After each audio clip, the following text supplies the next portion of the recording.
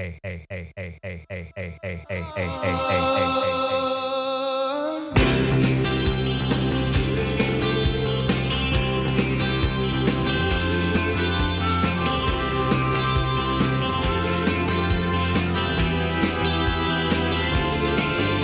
I'm coming face to face with my conscience, coming to understand myself, clear out all the old cobwebs, clean out the old books from the shelf. Well, this song's inspired by a good man, and it's true. Doing good for others, sing Amazing Grace to you, yeah. It doesn't really matter if you're all jumbled up inside, as long as you know the love is endless and the world is wide. Right around the corner from Theodore Yelman Park, we are proud to honor You know, our suffragette heritage here in the shop.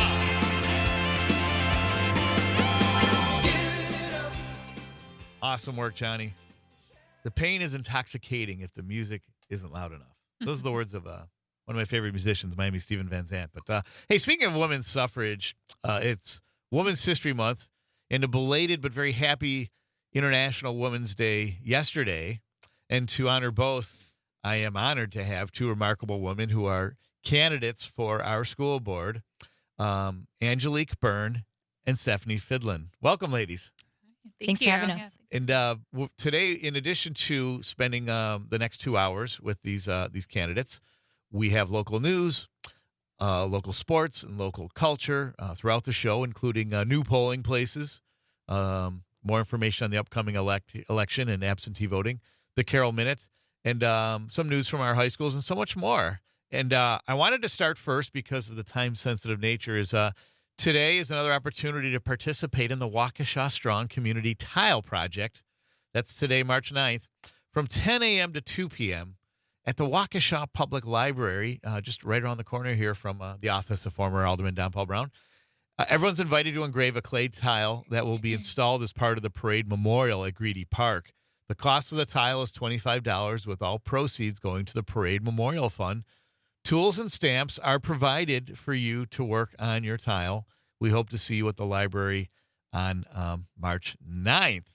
So anyway, back to my guest candidates for school board, Stephanie Fidlin and Angelique Byrne. Originally, I had Angelique Byrne and Stephanie Fidlin, but since Stephanie was here first, we'll start with Stephanie. Angelique got caught in the train, so everyone's welcome to Waukesha, but or we should say, if you've lived here, you know what that's all about. But so we're going to start like we would in a normal job interview. Stephanie, tell us about yourself. Wow.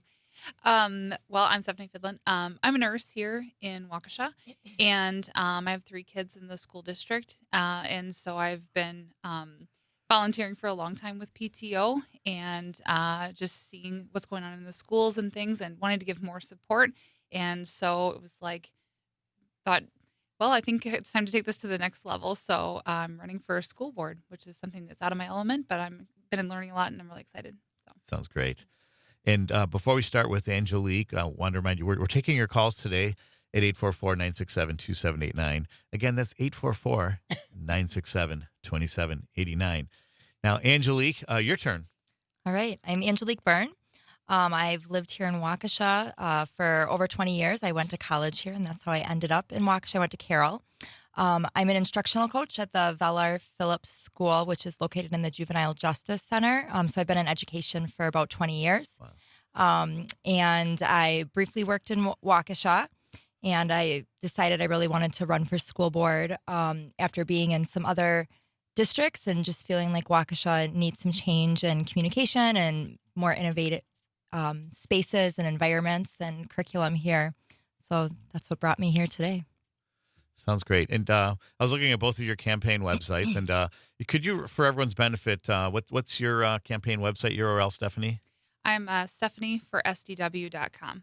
Stephanie for S as in Sam, D as in David, W as in Waukesha.com. And then Angelique. Actually, I think I have it up here. I've got to look. So it's Angelique Byrne for Waukesha.com. So Angel, IQUE, BYRNE for Waukesha.com. And Angelique, one thing, obviously very impressed with your educational background, and I think that you would probably bring a lot of unique insights to the board. And you mentioned something about you want to address the lack of transparency in both short and long-term district planning. Could you elaborate on that? Yeah. So I worked in a local district just neighboring Waukesha, and now I work for the Wauwatosa School District. And the whole time I lived here, I just felt like I never really knew what was going on in the Waukesha schools. And when I was looking for things for my kids, thinking about what schools are best for them. But then the more I was here, and especially when I was working here, realizing there wasn't a lot of information about what they were doing about declining enrollment. When they were closing schools, there was a lot of uproar in the community. And I just kept reflecting on the other places I worked. I knew exactly what was going on as both a parent and a district employee. And they gave us all the numbers, all the facts, what would happen because of the state funding. And I just don't feel like they do that here in Waukesha. Okay. So, and then real quick with Stephanie is you have a healthcare background as a nurse here in Waukesha, and also a certified emergency nurse. Did I get that correct? Yes. Yeah. So kind of a two-part question. Well, let's start with that. Is like, how do you feel your healthcare background could serve you well as a member of the school board? I think that our kids right now, there's a lot of mental health troubles with the kids. These are the kids that lived through COVID and the isolation and everything that happened. And now they're doing well, getting back into the classrooms and, getting back to face-to-face, and all that was great. But these are the kids that are also growing up with so much technology and social media. There's new and challenging issues that we didn't fortunately have to deal with. Right. And it puts this huge mental health burden on kids. And we see in the ER every day, kids coming in for, having behavioral health crises, whether it's suicidal ideation or things like that, self-harm. And, just thinking about if kids coming into school with that sort of mental burden, how could they possibly be focused on math or reading or things like that? So just needing those resources to really address some of those things.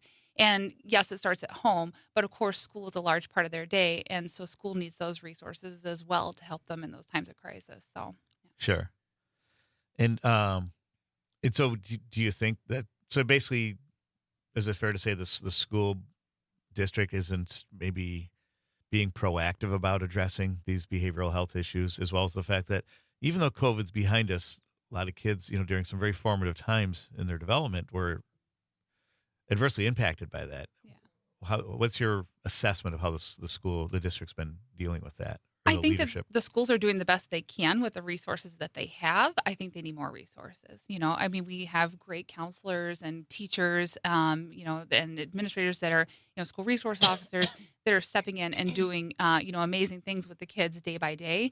But there's more kids that need help, and there's more help than they can do. You know what I mean? So, so we just need more resources, and I think just expanding some of those things would do really great for the schools. So. Okay, terrific. Angelique, back to you. Another interesting point you made on your website is, and I quote, "I believe schools should help students see all paths for post-secondary learning and training. I hope the district will expand strong partnerships with local businesses and educational institutions and build more accessible programs through internship partners, WCTC, and four-year colleges and universities." Could you expand on that? Yeah, I worked in a school that was a fine arts charter school, and we did a lot with the community. And it was so powerful to be able to take students' interests and find them ways to experience things they might want to do after high school so they could make decisions. I had a student go over to the elementary school, and she thought she wanted to be a teacher. And after a year of helping in the classroom said, "Oh, this really isn't for me." And I think that's really, really important. And I know there are some of those things happening in Waukesha, as all school districts, but I think it could really be expanded, excuse me, to be reaching more kids and also having more pathways for parents to see, here are some choices my kids could make to get there. And I would love to see more partnerships with WCTC and other community educational places as well. Okay. Yeah, because we've been to the college fair that the school has, and it looks like there's a fair amount of representation from schools and vocational programs and the military organizations. But you're saying we could be doing so much more. Yeah, I think more while they're in high school. We're preparing for kids to leave us and go do those things. But if we could expose them more while they're in high school and have more real world application, even when you're in the school building. Sure. If we're just relying on the traditional curriculums, Okay. it's more abstract. Sure. It's not that real life connection. Yeah. Well said. Well said. So, real quick, the election that Stephanie and Angelique are running in for school board, that takes place on Tuesday, April 2nd. So, right around the corner. If you want to absentee vote by mail, go to myvote.wi.gov. That's myvote.wi.gov. You can request that an absentee ballot be mailed to you. Please note that absentee ballot applications must be reviewed every calendar year, if not on a permanent list due to age, illness, or disability. In-person absentee voting, which I'm a big proponent of, takes place at City Hall on Tuesday, March 19th through Friday, March 22nd from 8 to 4:30. Monday, March 25th through Thursday, March 28th, 8 to 4:30. And then on Friday, March 29th, Friday before Election Tuesday, it goes from 8 to 5 p.m. So mark your calendars accordingly if April 2nd is a tough day to get there, and take advantage of that opportunity. Also, the city is looking for poll workers, so be sure to contact Gina at the city clerk's office, the city clerk, if you're interested, and you do get compensated for that. So, and also want to mention there's new polling locations for voting this year. If your polling location changed, you should have received a postcard in the mail. But just in case polling location changes, St. Mary's will move to the Waukesha Public Library at 321 Wisconsin Avenue, where they're having the community tile project today. St. John Newman's will move to Bridge Church, 1314 South Grand Avenue. And then St. William of Montevergines will move to the Northview building, corner of Grandview and Northview on 1721 Northview Road. Again, if you received a postcard, please take it with you on Election Day, as signs for your entrance and voting location will match your postcard color. Your postcard also contains your ward number. So if you didn't receive a postcard and want to verify your polling location, just contact the city. So much more to talk about, including a question for all of you. What does radio mean to you? And then more with my guests, Stephanie and Angelique. And don't forget the Carol Minute's also coming up. And my guest next week is incumbents for re-election, Anthony Zenobia, here at This Week in Waukesha on WAUK 540 AM, 101.1 FM, The Shaw. For the sun rising, my heart is calling you.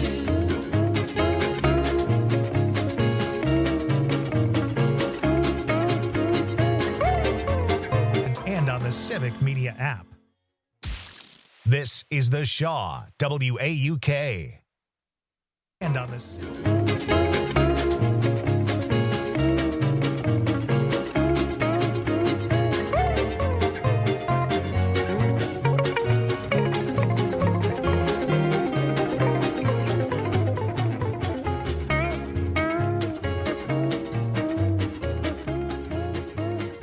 office of former Alderman Don Paul Brown, and the song you're listening to is our very own Les Paul with "The World Is Waiting for the Sunrise." And just as that song came out, the sun has really made a big appearance here on the stage here. Great work on that, Johnny. Maybe we should have Les Paul come on sooner with that song.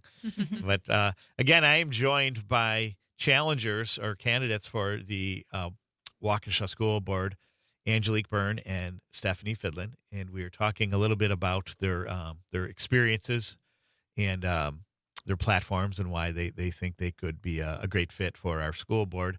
Let me ask, how has the campaign been going for you both?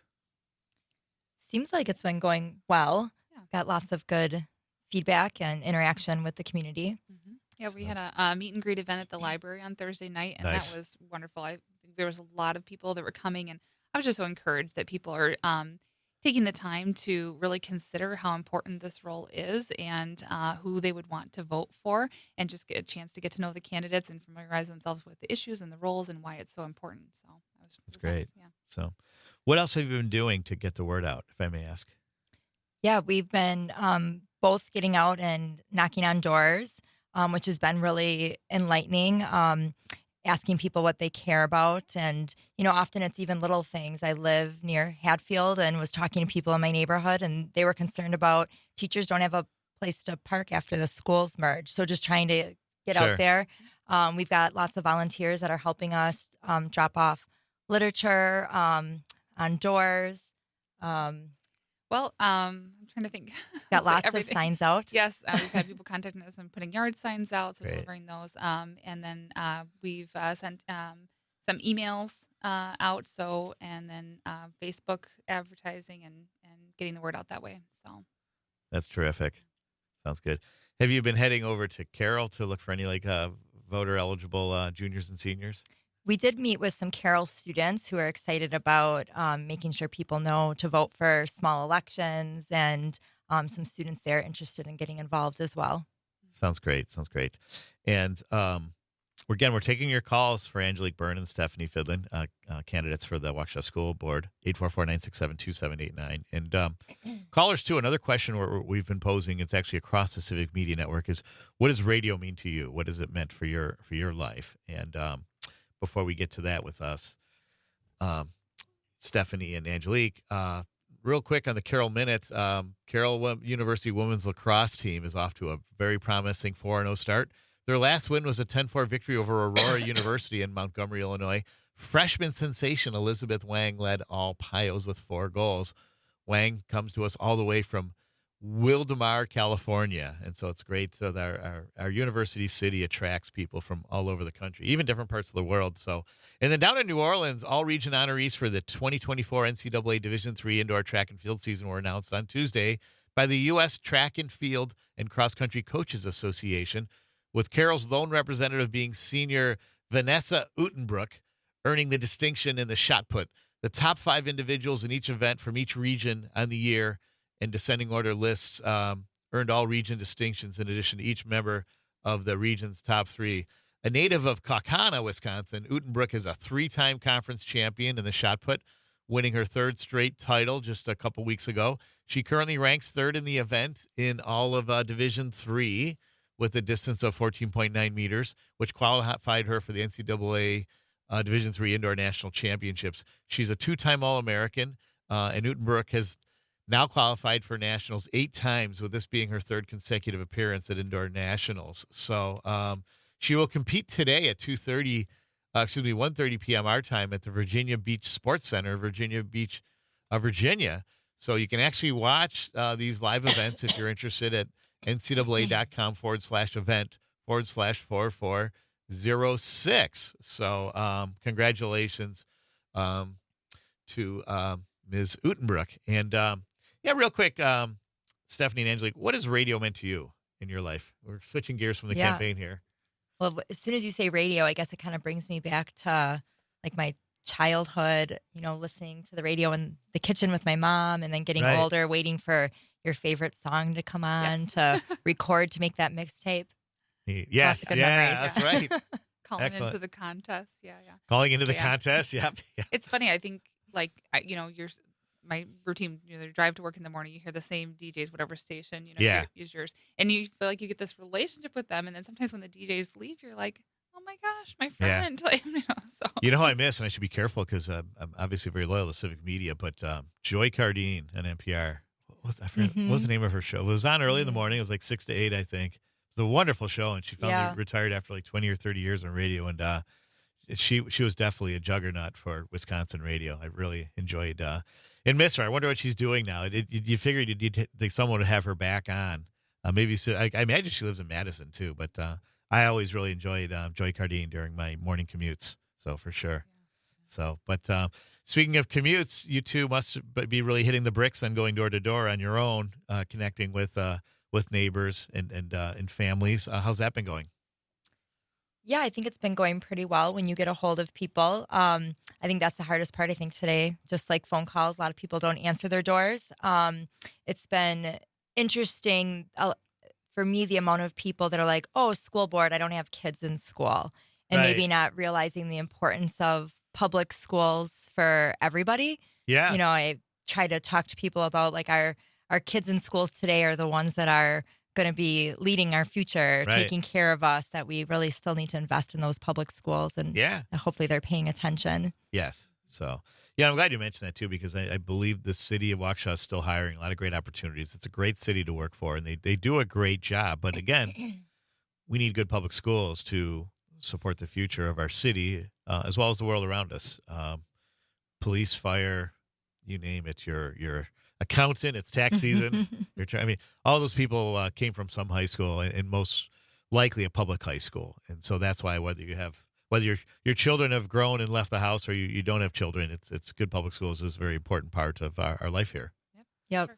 So terrific. So, what else was I going to ask?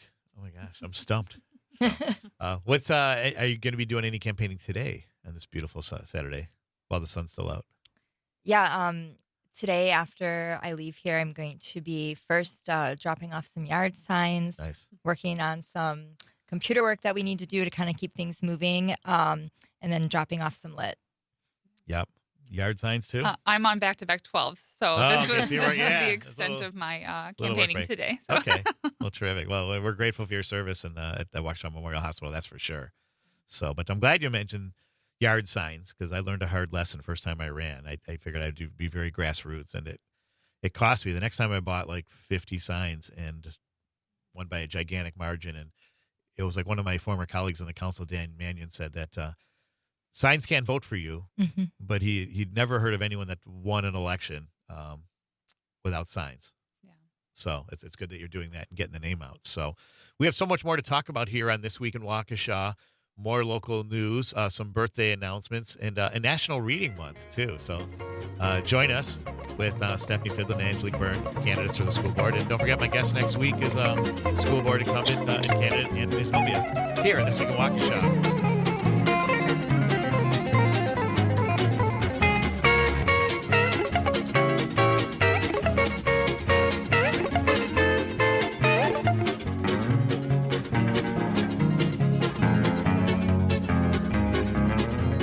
Dear one,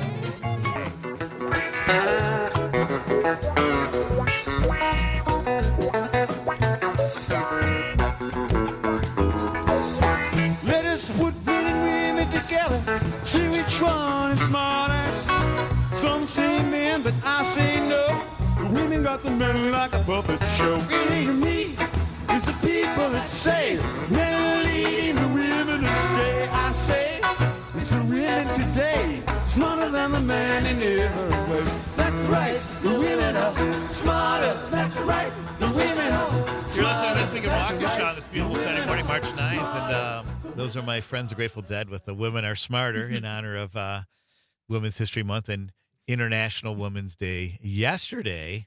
I'd learned recently, and my guests again are school board candidates, Angelique Byrne and Stephanie Fidlin.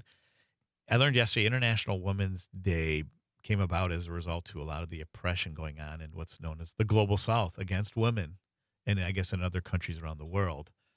And so it isn't just about advancing women's rights here locally and nationally, but also globally, where in some countries they may be light years behind.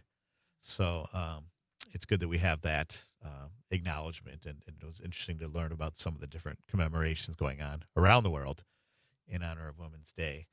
And we have a caller, one of our favorite callers. Is that right, Johnny? Is this Triple G? Greg Wansnyder? Greg, are you there? Hang on. Hello, Greg.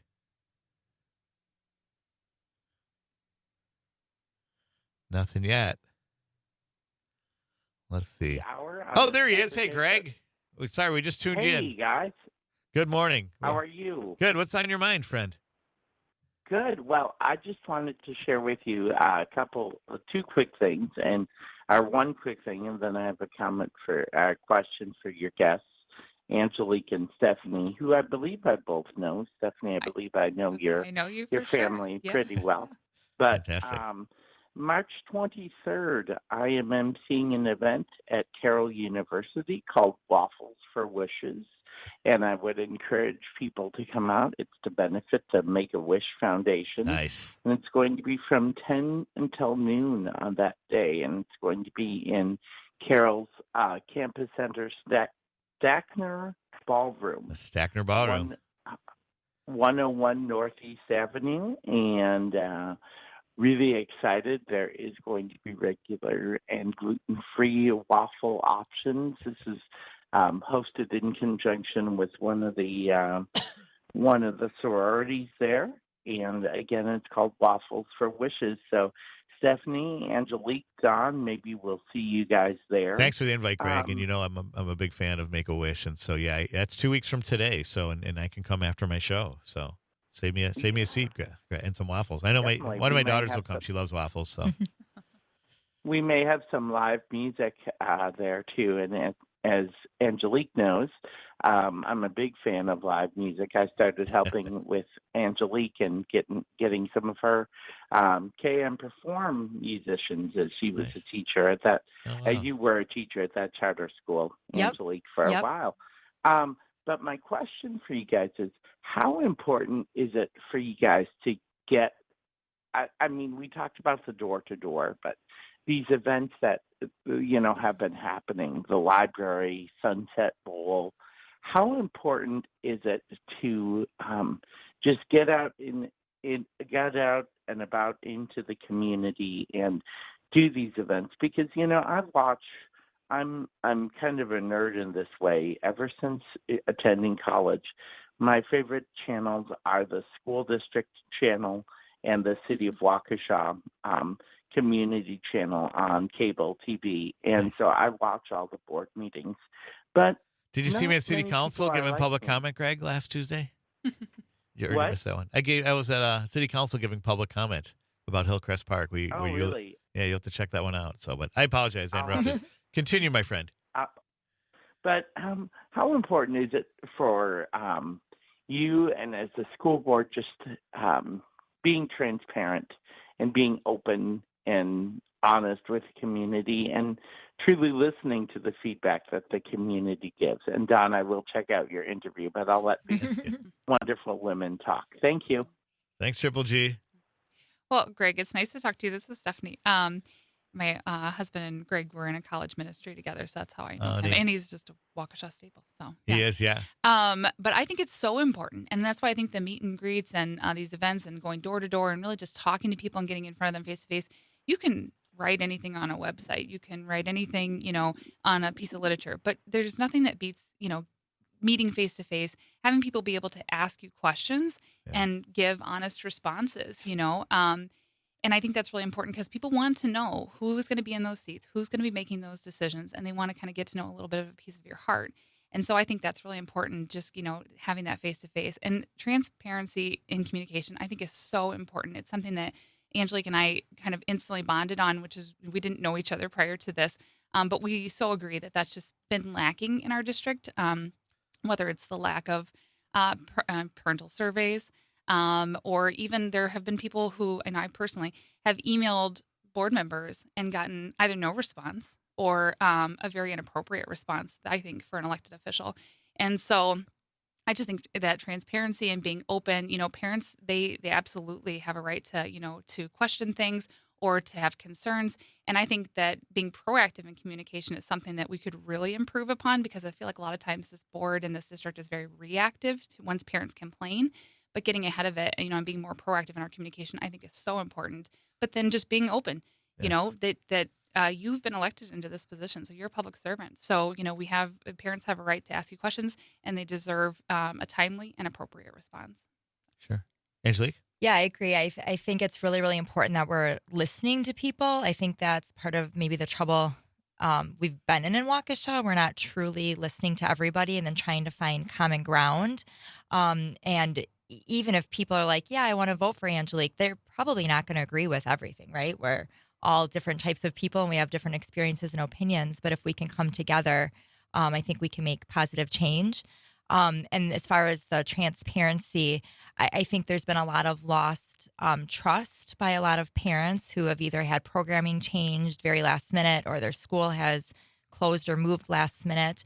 And then what you hear from people is, well, maybe I'm going to look elsewhere for my education. And because we do have a lot of ways of doing that in our state, I think it's really important that we're thinking about attracting and retaining our students, not just teachers. We talk about teachers, but also in open enrollment and the environment we are in declining enrollment. We really need to listen to people and find out what they need here to keep them here. Yeah. It does seem paradoxical because guests on my previous shows, Waukesha has this legacy of people growing up here and coming back to live here. Yeah, that's my family. Yeah. How many generations of your family have lived here? My husband grew up here. He graduated from Waukesha North. Sure. And so, when we got married and started our family, we were in Bayview. But when it was time for our kids to go to school, we were kind of like, we were faced with some school choices in Milwaukee, and we needed more space, to be honest, house-wise, because we had 3 kids in 3.5 years. Sure. And we came back to Waukesha to raise a family here. And, if God sees so fit, they'll go to Waukesha North. You know what I mean? Sure.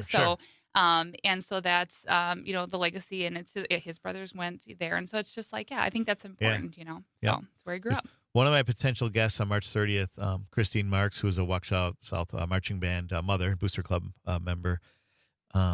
She'll be promoting the Wisconsin Badger Marching Band is coming on April 7th to South. And I believe the other high school marching bands will also be participating in this very special event. But Christine's family, her daughter, that's a senior, the 3 generations of the same family, it's the Pugh family is her maiden name, lived in Waukesha. And there's so many other families. Mayor Sean Riley, who was here a few weeks back, the Rileys have lived in Waukesha for more than 100 years. And so if we have this great legacy of people choosing to come back and live here and raise their families, you'd figure that it seems contrary that enrollments are going down at our schools.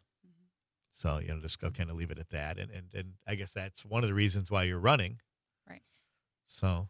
I mean, families have choices, like Angelique said. And so they can choose to send them to any school. So I think, I can speak as a parent. I want my kids to go to the schools where they're going to have the best opportunities, whether that's program choices. I mean, I think about the personalized learning program choice that we enrolled our daughter in, and now that's going away for other, families. Or just academic performance. The Waukesha schools were the lowest performing district in all of Waukesha County. You want your kids to have the best opportunities. And so, if we want to bring students here and keep our students here in this district, we've got to do more to improve what the schools are doing right now. So. No doubt. Yeah, I think we need to really think about the programming we have, because otherwise we'll lose students to similar programming elsewhere. And right now, there are a lot of different options for people. And we also have other state charters that are opening up in our area.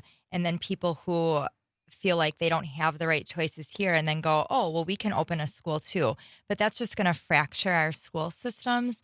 So I really think we should be doing more to talk to our parents and community and ask them, what would you like to see in our schools so we can build it here instead of people building schools outside of our district that are still public and then siphoning off. Yeah. So I think it's really, really important we're talking to people to find out what they want. Yeah, I'm glad you mentioned that, because I had, my guest last week was John Shane Connect, who's essentially been the foremost historian of our city. And he was saying, that we need, there's so much of Waukesha history. Like a lot of people don't know who Theodora Yeomans was, and I think she's an American hero. And right here from Waukesha. But John mentioned, we need more ethnic history of Waukesha. We need more African-American history of Waukesha. He did, I'm Irish, and it's also Irish American History Month, and he mentioned that there was an area in the north side. He said, they described him as Bluffs. That was an Irish neighborhood, is known to be pretty tough. And he mentioned President Kennedy's visits to Waukesha and to Milwaukee that the Freemen had captured. And John also was a regular columnist for the Freemen, sharing Waukesha history. But anyway, at least my point as a parent is I'd love to see more history on the Irish famine, which was a huge watershed in American history. It really changed the face of American history from the mid-19th century on. And that should be, there's a lot of lessons to be learned there, especially about understanding hunger and about just the different ethnicities. I hate that a lot of people are just thrown into one box and just called white. And we're, we're from all sorts of different cultures and tribes, beautiful and just amazing ones. And that should be shared. We should be learning more about the Holocaust and all these things. And yes, even kind of the unfortunate or inequities of American history that are learning opportunities, and they're not intended to make people feel ashamed, but intended to educate people so we can make better choices moving forward. Yeah. And I agree, the local piece is so important. If we can help our students see how it connects to them here, it's not as foreign or abstract when they're learning about it. Because I work at the Velar Phillips School, we just did a whole push to learn about who she was and what she did for the city of Milwaukee. And what was really interesting is our kids really, really were interested, and then they made way more connections to local government and how could you get involved in your community, because they saw, one, they saw representation. We also talked about that she was a woman, and when she ran, she didn't put any pictures of herself out. And then she ended up pregnant, and then she hid it the whole time because she was afraid she wouldn't be elected. So our students related to some of those stories in different ways, and then they were more excited to learn. Well, and then there's always other little treasures you find, too, because we had this discussion with John last week about where the black shirt nickname came from. And after the show, he emailed me and Johnny some great articles on the origins of the black shirt name. And in that article, in his discovery, he learned that the guy who invented those individual yard markers on football fields, that started in Waukesha. The first football field ever to have individual yard markers, traditionally they had the 5-yard markers, was Hartle Field here.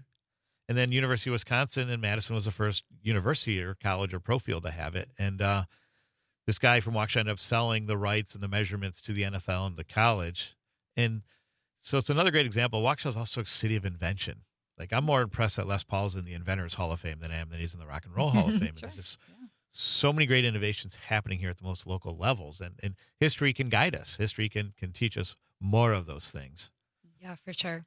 So those future inventors are in our schools right now. So we want to Speaking of innovations, for those of you listening on radio, you can also be catching This Week in Waukesha and a lot of other great programming on the Civic Media app. You can download it from your smartphone and take us with you everywhere you go. And the nice thing, too, is as you're traveling around the state, we have over 20 stations. And so you can catch local news, local culture, local events using the Civic Media app, including for those of you who vacation up north at your summer homes, you can catch Brewer games up there as well on the radio. So with Packers and Badgers. So much more to talk about here with our school board candidates, Angelique Byrne and Stephanie Fidlin. Our guest on March 23rd is a new member of Waukesha, an entrepreneur, chiropractor named Daytona Crebo. And we're looking for some more entrepreneurs to join. Kickstart the season today. You're listening to The Shaw, WAUK.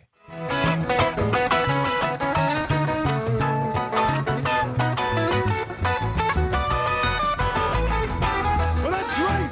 Women are smarter. That's right. Women are smarter. That's right. Women are smarter. Women are smarter. Well, that's right. You're listening to This Week in Waukesha. Host Scott Brown.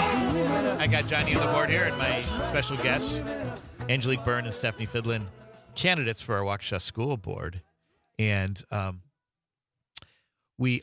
I also wanted to mention today is, or this month is National Reading Month. In honor of Dr. Seuss's birthday, March is designated as National Reading Month, a month to motivate Americans of all ages to read every day. And so, Stephanie, Angelique, what are you reading currently? I have been big into audiobooks because I've been doing a lot of driving around and delivering signs and things like that. So I love audiobooks, and I love our Waukesha Public Library has a wonderful selection, so I'm always going in there and grabbing some. So I most recently have been listening to Oprah Winfrey's What I Know for Sure, and that is, I think, it's just so encouraging, inspiring. I mean, speaking of Women's Month, I mean, what a powerhouse of a woman. She's multi-hyphenate, done it all. A Milwaukee denizen. Yes, yeah. From her youth. But yeah, that's been inspiring. So terrific, Angelique. Yeah, I have a neighborhood book club, and our book this month is The Lost Apothecary, which has been a really interesting book, fiction. So that's been my book for fun. But during the school year, I'm always reading about 5 to 10 different books about instruction or reading. To try to help our students. So I've been doing more of that lately. Yeah. That's a good question, is how many book clubs are out there?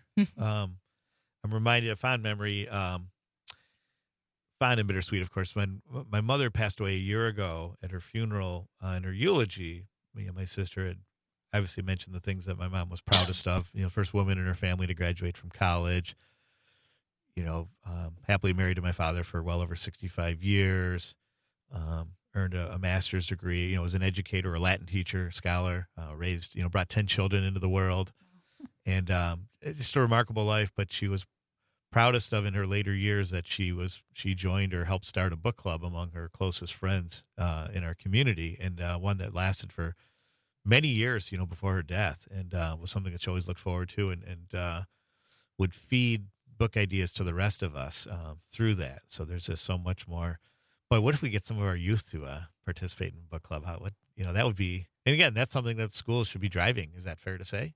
Yeah, I think that that's really powerful. I was lucky enough because of the format of the school I worked in, that was in Kettle Moraine.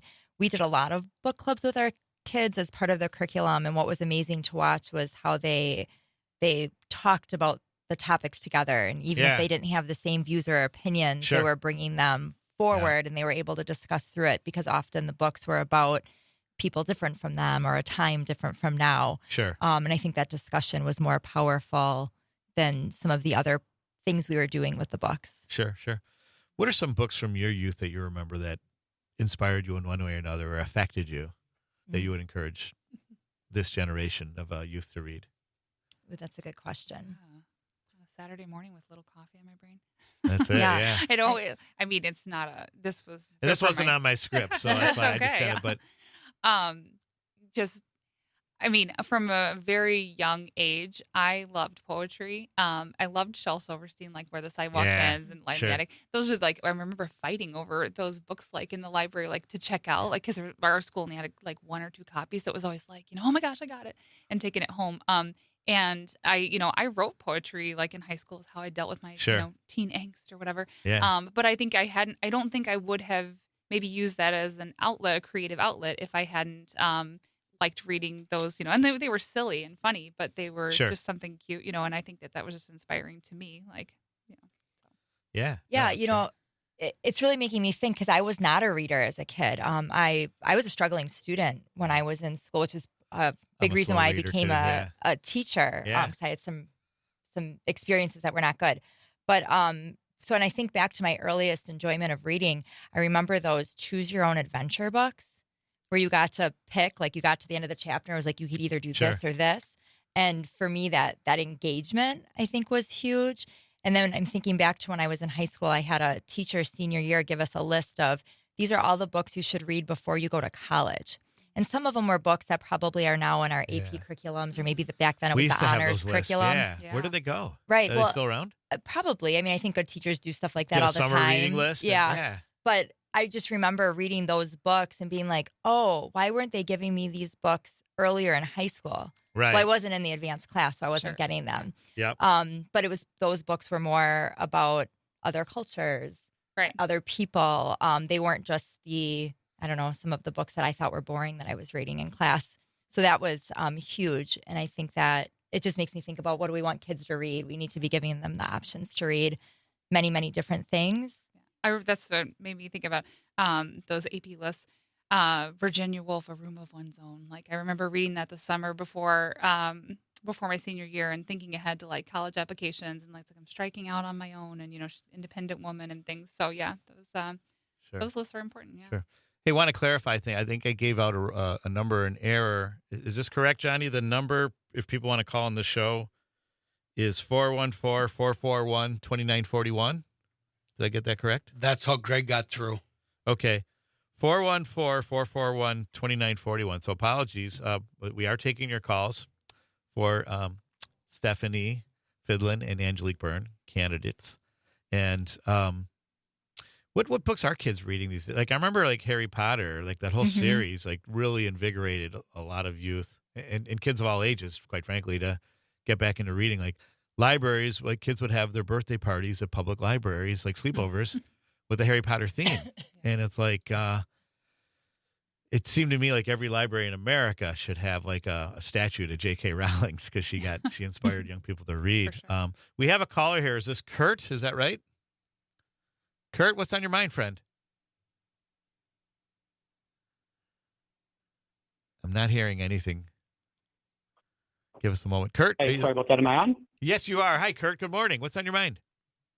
Good morning. I had a question for both Stephanie and Angelique. Fire away. I was wondering if they would have voted for the parental rights and transparency resolution, that was passed by the school board last year? Sure, I can start.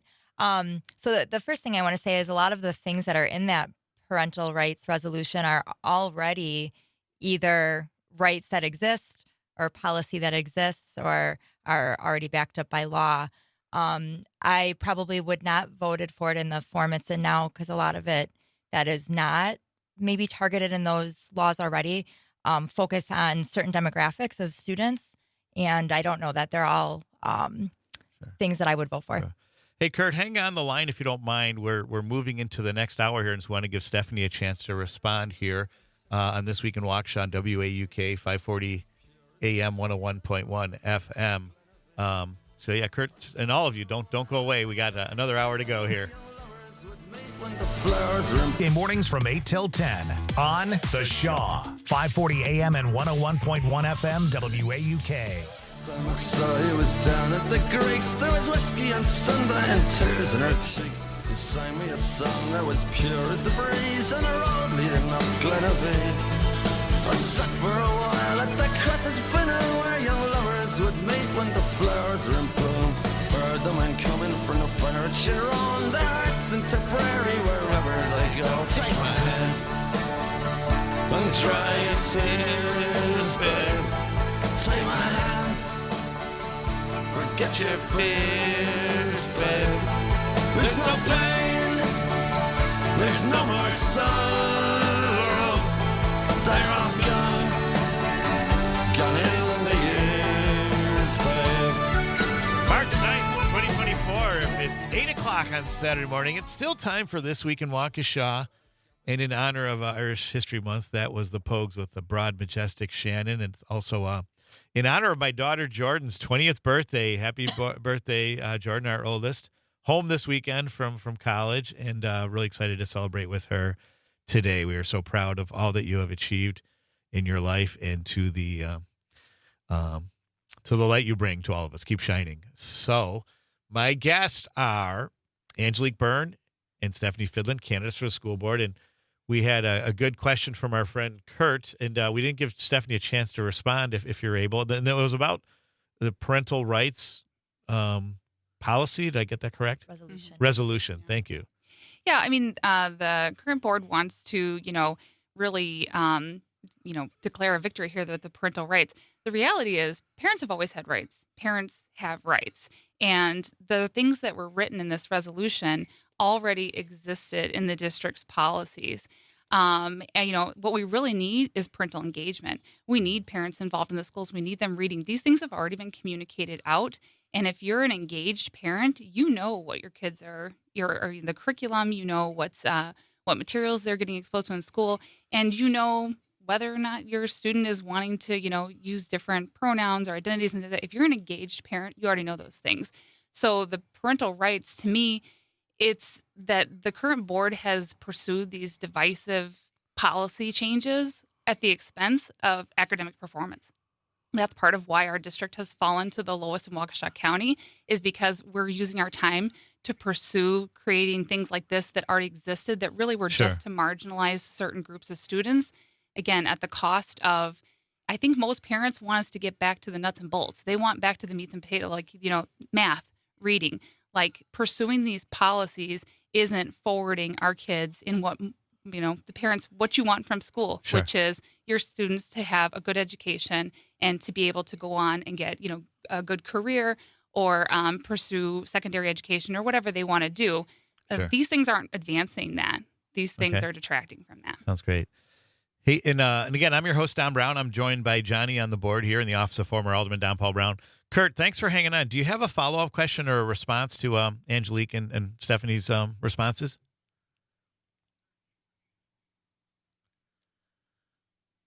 Can we hear him? You hear me okay? Yes, now we can. Yeah, thanks, Kurt.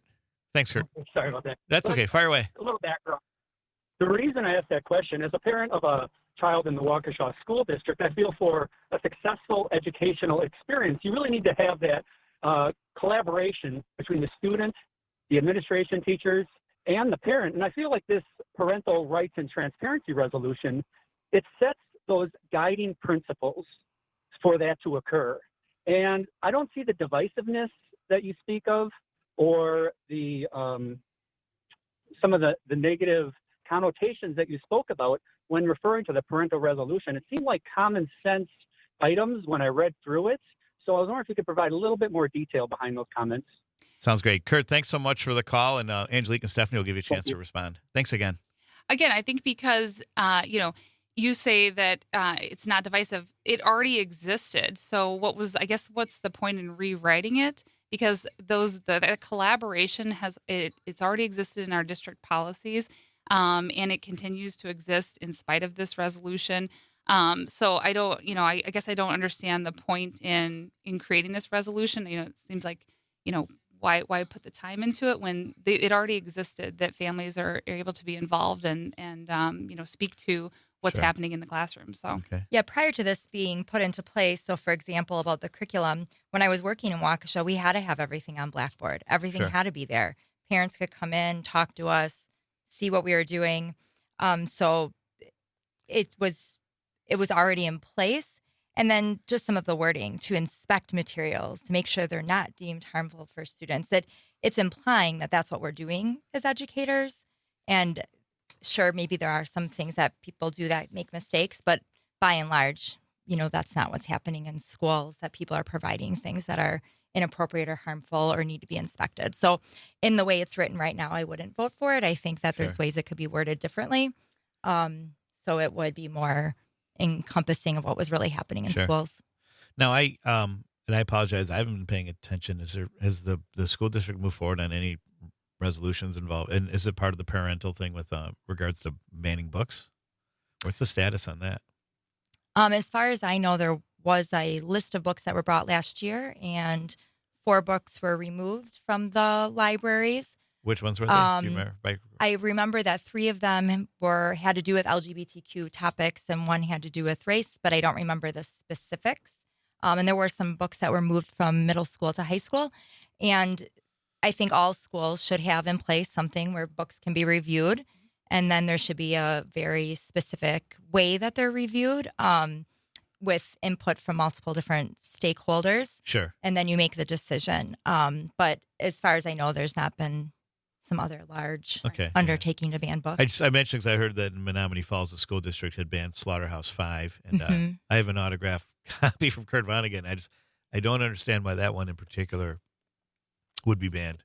Yeah, I think in other districts around the country, you are seeing people bringing books to be banned, especially at the high school level, because there's excessive swearing or violence, or what some people are saying is sexually explicit. But a lot of those books have been around for generations. Sure. So that's why I think you need to have a really good policy in place for reviewing the books to make sure it's really an inappropriate book. Because if it is inappropriate, it should be removed. And there have been cases of that. And that's, right. The way that libraries acquire books. I know the district I used to teach in, they had 15,000 books, and they ordered more than anyone could read by themselves. So, maybe things could slip through the cracks, and having a policy in place for that is good. I think that's the trouble, is because it's written that, if it's deemed to be, offensive and obscene, well, who determines what's offensive and obscene?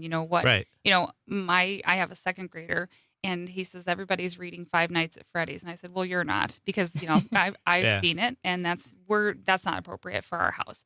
So, but should, what I think is appropriate, should that stand for all the families? You know what I mean? Like, who am I to say what you think is okay for your kid to read? Yeah. So you talk about parental rights. That's the parental engagement piece. Interacting, seeing what are they reading along with them. I have a middle schooler. I may not read everything she's reading, but I'm asking her, what are you reading? What tell me what it's about, and if she has questions about it, she comes and she talks to me. So.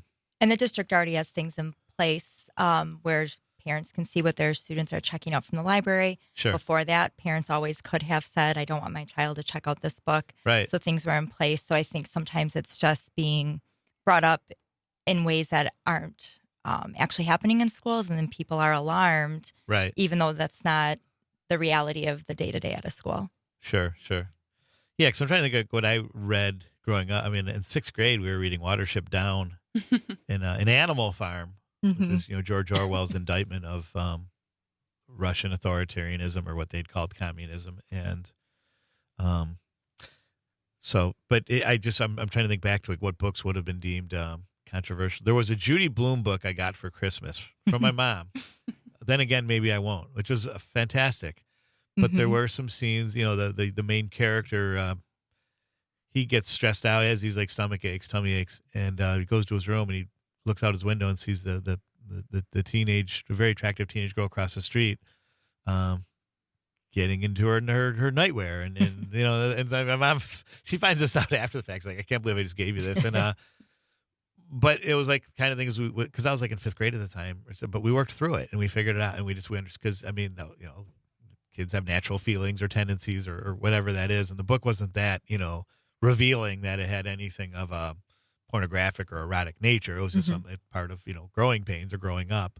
But I think I agree with you. It's something that and with the caller that parents should be engaging with the students about what is but also I think too, just having an open mind. Like I think to all the different books I read Karl Marx. I think I read Mein Kampf, and I think in college I was reading. There was this class I took on at Cambridge on British and Irish authors, and most of them were, I think, gay or bisexual, but like none of those different readings converted me in any way towards communism, fascism, homosexual, whatever that is. But it was helpful to me to learn about how the other people live or how the other people see the world or what their experiences are. There's something to be learned from that.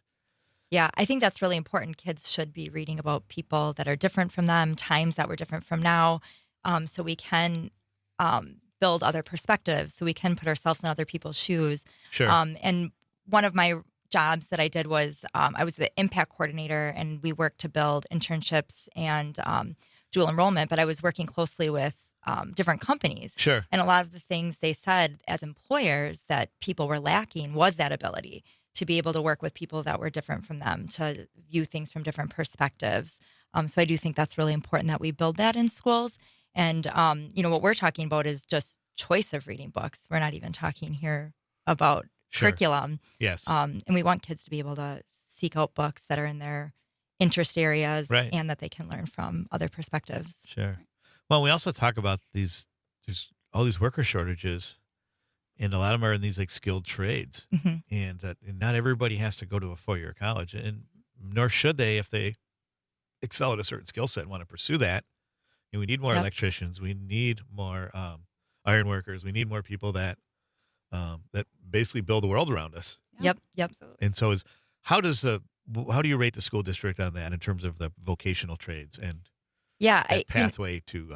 That's a good question. I actually combed through the website, and I've lived here for a long time. I taught here briefly, and I'm sure, like all schools, there are some things that they have. I know they have a program. It's called MAID, but there's not a lot about it. Like my kid's going to be a freshman next year. He'll be at South, and I don't know how to access that program. So for me, that rates the school a little lower when it's hard to know how to engage in those things for my kids. Sure. And I do think there are other schools that are doing more with that, getting kids out, experiencing things at WCTC or with industry. We're going to continue this conversation with school board candidates Angelique Byrne, Stephanie Fidlin, focusing on vocational advancement and so much more. My guest next week is school board candidate Anthony Zenobia. And the following week, entrepreneur Dr. Daytona Crebo.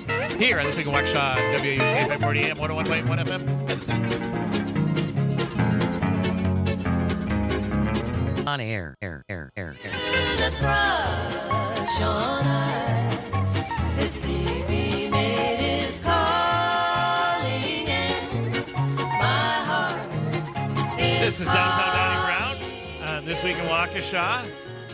On this beautiful Saturday morning, March 9th. Beautiful sunny morning. A little chilly, but it's a good chilly. And it's been a great winter. I was upset about the rain yesterday, but you can't really complain when it's been pretty mild, except for that one rough week or a couple days in January when we lost our power. But hey, I mentioned my daughter Jordan's birthday earlier. I also want to wish Waukesha firefighter Mark Schrader a happy birthday. Mark was on about a month ago, and as many of you know, Mark and a lot of the firefighters in the union have organized a fundraiser for Mark's daughter Mary, who was diagnosed with leukemia right before Thanksgiving. And they had a very successful event called Melodies for Mary a couple Saturdays ago that not only did they exceed their $5,000 goal, I guess they doubled it. But the financial need is still there, as many of you could imagine, and so we encourage everyone to support Mark and his family. Just pop on over to the any of the fire stations and or ask to look for Lieutenant Dan Notling or Assistant Chief Joe Hoffman, and really. Anyway, Mark, I hope you're having a wonderful birthday with your family, and give our best, especially to your beautiful daughter Mary. We're all with her, fight like a bear, and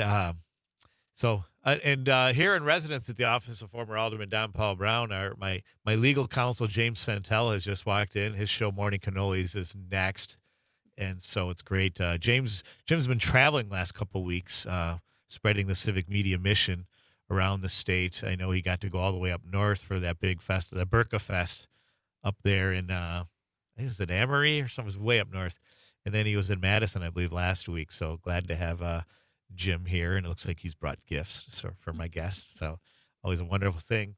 So, but we wanted to finish this conversation about what the school district is doing or could be doing to promote the vocations, the trades for our young people, since there's so many opportunities and opportunities to make great livings too, and stay local. I think there's so many great opportunities that Waukesha, the school district, has programs that I don't feel like we advertise very well. We don't talk ourselves up. Even as a parent in the district, like Angelique said, there's a lot of programs that exist that I didn't even know about that were opportunities. So, as we've gotten deeper, because you stay in your own little bubble. I know about my kids' elementary school, my kids' middle school. I don't always know everything going across. Can be very the myopic district. at times, yeah. Yeah. But now, now being in this role and running for this position, I've made it my business to get to know, all parts of the district. And I thought, wow, I didn't even know we had that. So, Sure. I think that's really important, and we need to do more to communicate that to families, because, again, those are those opportunities that we have that we need to expand upon so that we can get kids staying enrolled in our schools and not losing them to other programs in other districts. So, and that helps with the declining enrollment. So Terrific. Yep. And there's great career opportunities in radio too. So be sure to check the Civic Media website. I think we may be hiring here at WAUK Radio. There's a few spots. Johnny nodded affirmatively. So great opportunity. Civic Media Mission is doing some wonderful things with local radio stations around the state, and we're really focusing on local news and the things that really matter to us that you don't often hear in the current with television or other media, where it seems to have either a political slant or it's focused on the celebrities.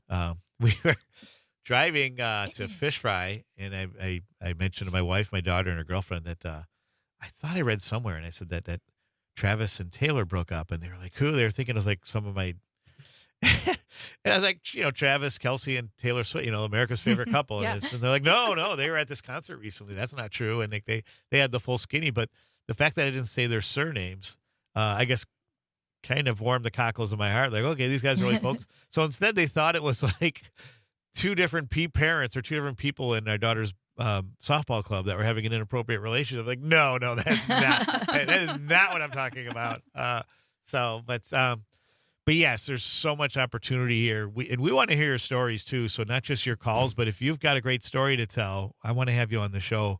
If it's about Waukesha and you or someone you love and their contributions, that's really important to us. And really quick too, I want to give a shout out, a thank you to Mayor Sean Riley for doing a mayoral proclamation at the last city council meeting for the Waukesha Fusion North-South combined boys volleyball team that won the sectional, won a share of the Classic 8, toughest conference in the state for volleyball, won the sectional championship, and then went all the way to state competition, falling one game short of the state final, I believe. And remarkable feat. And the fact that these young men could be honored at City Hall in front of the mayor and in front of our city council, as well as those in attendance, I think that's a wonderful thing that our city government does. And same thing, if your children have, anyone you love has made a remarkable feat, call the mayor's office if you think it's noteworthy of a proclamation. And that's another way to get young people engaged with the city government and maybe you want to participate.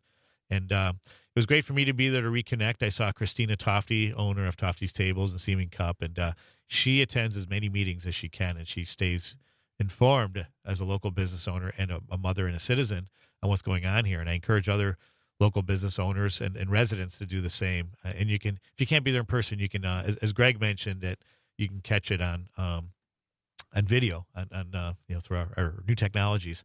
So, and I also had an opportunity to meet our new city administrator, Anthony Brown, really nice gentleman. And I told him that once he had his sea legs, I'd love to have him on the show, and he's agreed to that. So we look forward to having Tony on maybe sometime later in the spring or in the summer.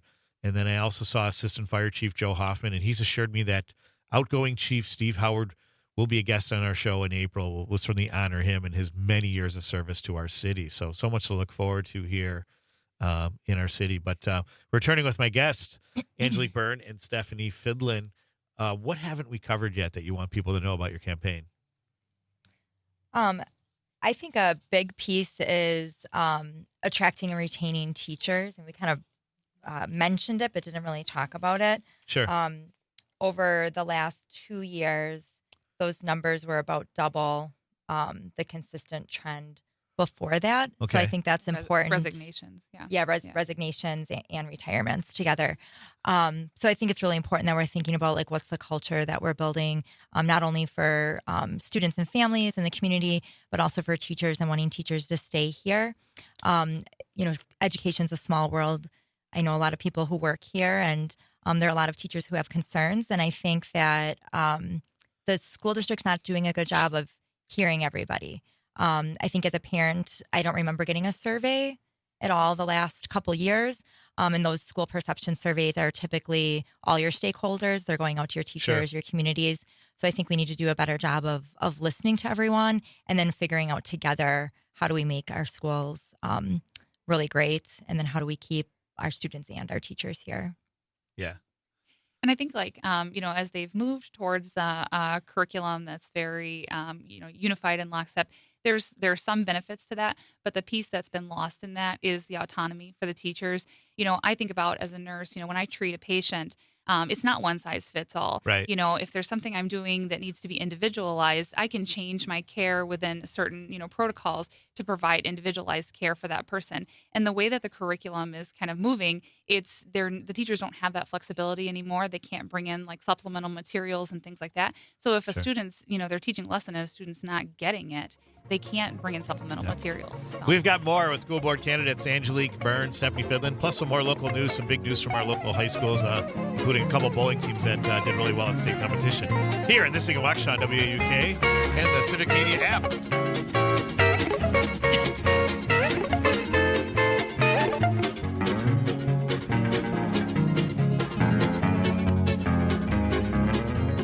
Dear one, the world is waiting for the sunrise. Every little rosebud is covered with dew and is calling, and my heart is calling you.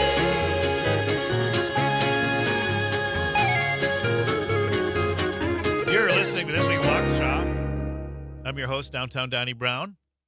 Coming to you live and local from the office of former Alderman Don Paul Brown. I'm joined by Johnny on the board, my resident council, James Santel, who has blessed us with some delicious pastries. Thanks again, Jim, and looking forward to morning cannolis next. We are taking your calls, and apologies for the number we gave earlier. The correct number is 414-441-2941. That's 414-441-2941. My guests again are Angelique Byrne and Stephanie Fidlin, candidates for the Waukesha School Board. And we have a caller, a familiar name, Mary Jane. Mary Jane, what's on your mind? Bear with us a second while we connect you. Calling about. Hey, Mary Jane. Hey, we just got you on. Start over again. Sorry about that. Oh, there we go. Okay, I said top of the morning to you Top of and the morning. to everyone. All right. Good morning. Yes. I did want to tell a little bit about the auto class that was at Waukesha South. My daughter had an old car, and that was gifted to her, and she didn't like it. But we got her into the auto class, and all of the other guys that were in the class loved her car because it was a 72 Buick Skylark. And they just said, well, we wish it would have been a two-door instead of a four-door. But anyways, that piqued her interest in doing auto, and she actually took a class at WCTC for auto body, and she pursued that career in snow plowing and in seal coating and asphalt. And now she's the owner of a very, very successful women-owned road construction company. And she does work for the DOT. She's going on, just won a contract with Georgia. She does all of Wisconsin, Utah, Illinois, all over, because she went to the trades. Now, mind you, she also has a degree in history and literature, which is completely opposite. So she read a lot of books. She's a bookworm, but she's well-rounded. very much a hands-on person. Thanks for sharing, Mary Jane. Yeah, thank you. That's wonderful. Actually, that's the class my son is most excited about hopefully taking in high school. We went and toured South just recently.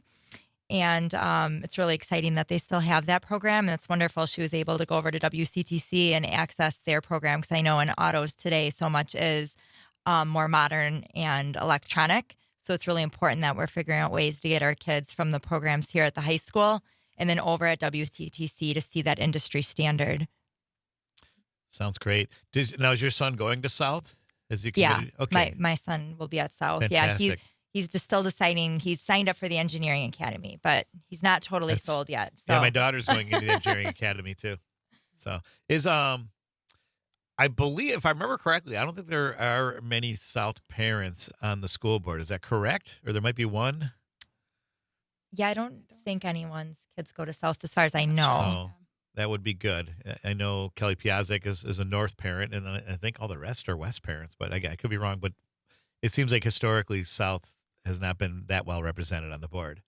Yeah, that's probably true.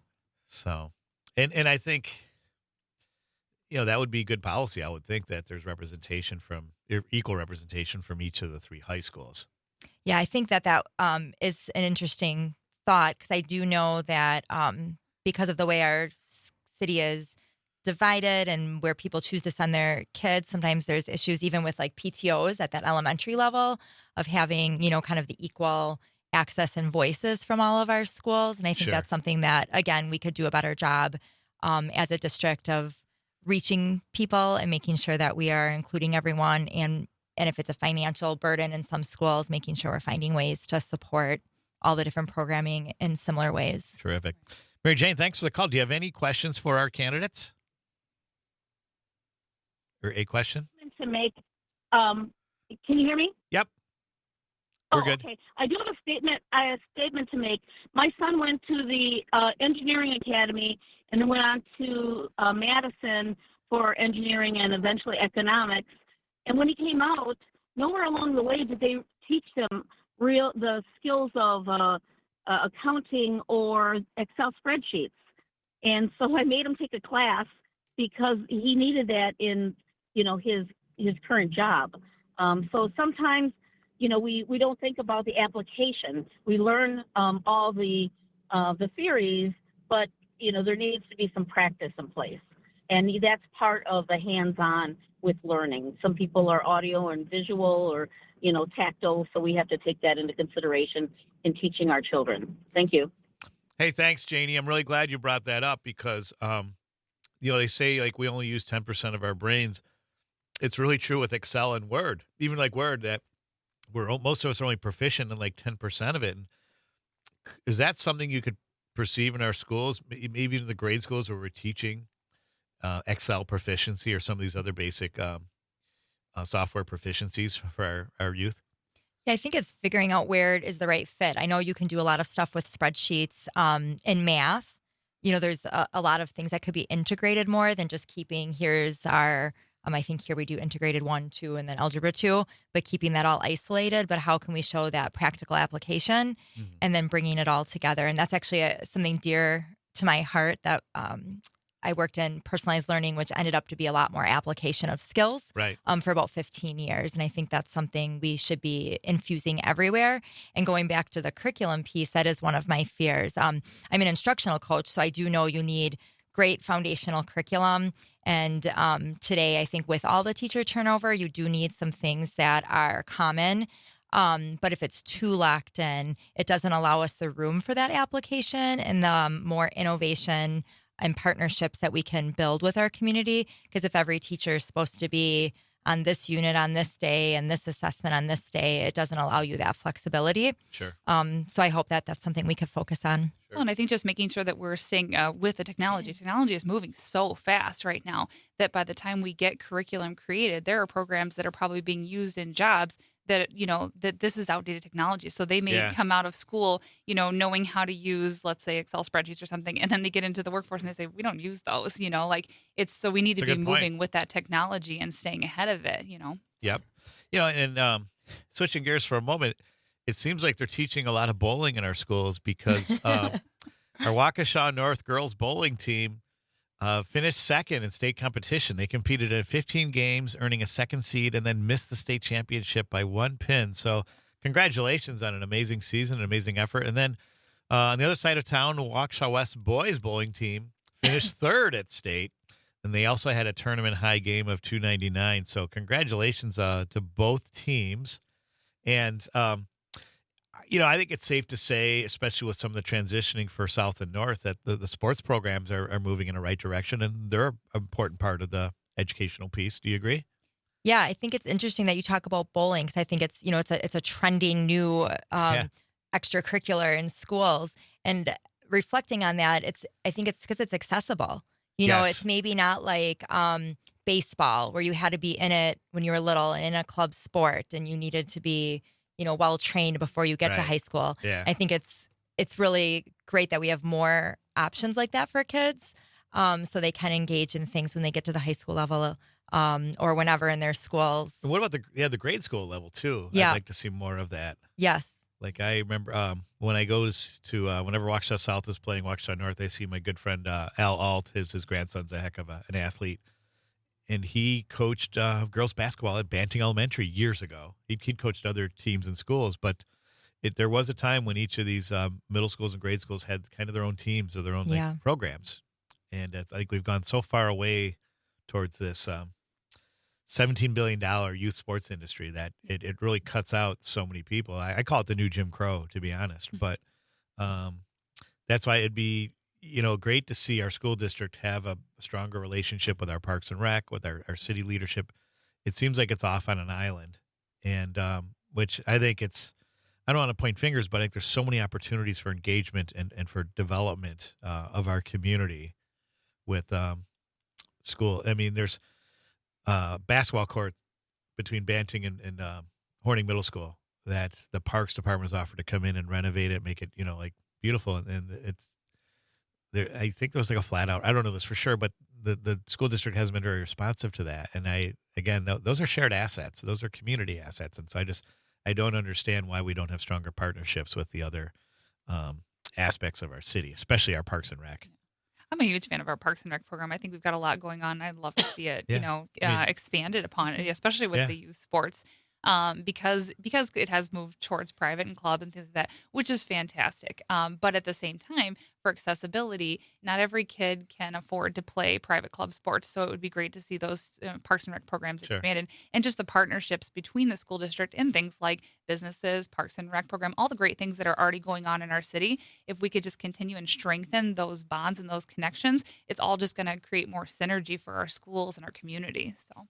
Sure. Yeah, and I think the loss of some of those after-school programming is really a loss for our community because it does create a division. You have haves and have-nots, the kids who can afford to go or can get a ride there at 6 o'clock at night or whatever that barrier is, where when it used to be at the school, you just stayed after school and it was accessible, it was free or cheap. So yeah, I think it would be great if we could build more after-school programming to engage kids in, especially at those lower levels. Sure.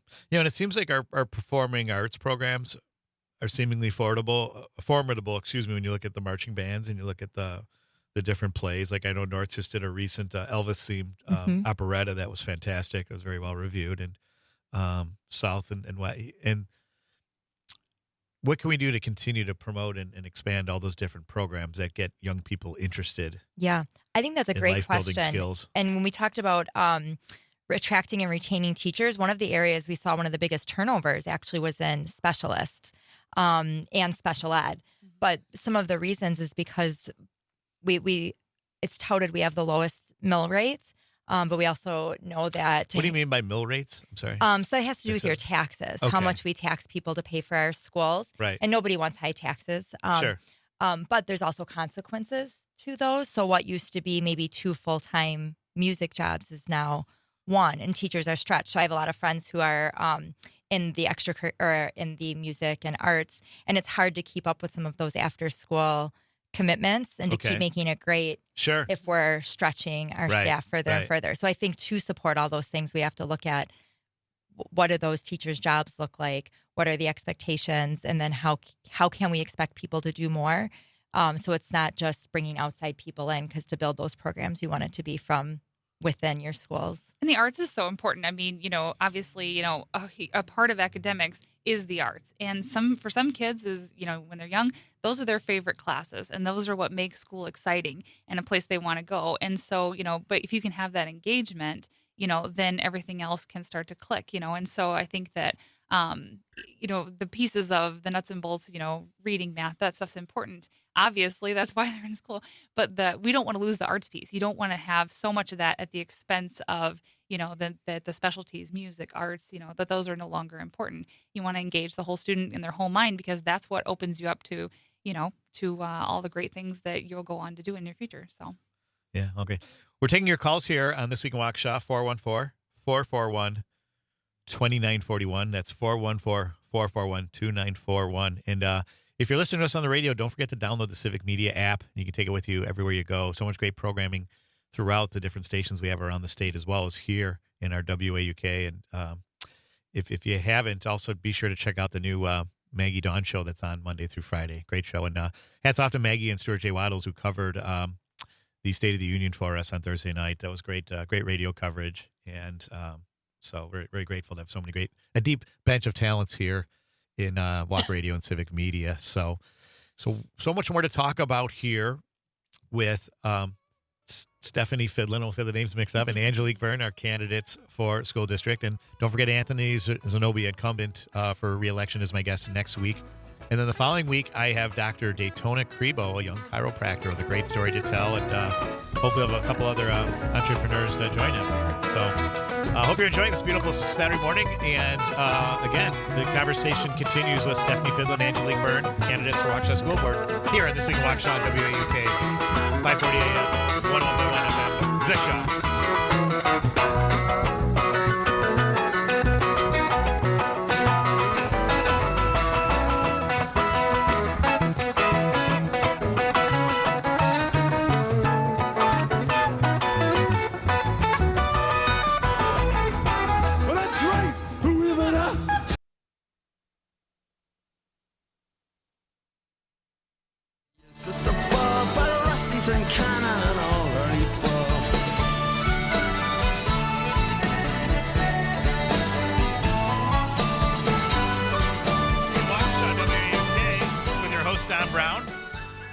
Johnny Watermelon on the board here in the office of former Alderman Don Paul Brown here in the WAUK studios. And my guests this morning have been Angelique Byrne and Stephanie Fidlin. And we have about, like I said, in this final part of the show, what would you say is your platform? Like, what I know we talked about this earlier, but I guess we talk more about your backgrounds, but for this, like, what is your platform? Why should people vote for you? Starting with Stephanie.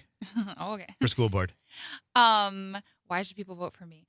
I think that public schools is near and dear to my heart. I'm a supporter of public schools. I'm a supporter of our teachers. I'm a parent. I'm an engaged parent. I'm heavily involved in school and PTO and supporting our schools that way.